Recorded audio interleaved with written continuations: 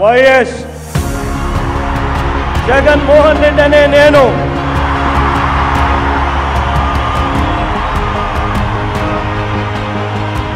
శాసనం ద్వారా నిర్మితమైన భారత రాజ్యాంగం పట్ల నిజమైన విశ్వాసం విధేయత చూపుతానని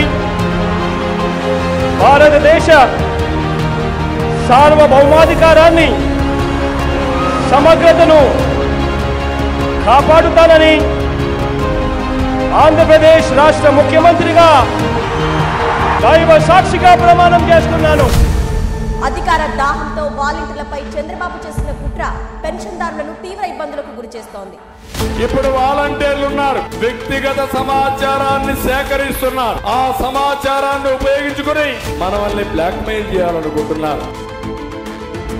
పోతే ఈడ పోతే ఆడ బ్యాంకు లింక్ లేదు అని డబ్బులు 5 రూపాయలు 10 రూపాయలు 30 రూపాయలు తీసుకుంటున్నారు. పని ఏమొచ్చాయిడా?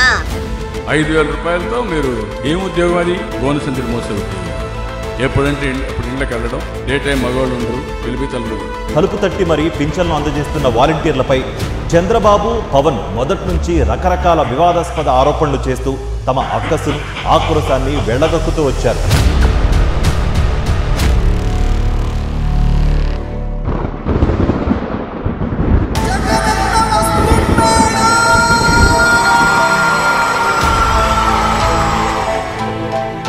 జగన్ అనే నేను జూన్ 4వ తారీఖున మళ్ళీ మీ బిడ్డ ప్రభుత్వం వస్తుంది.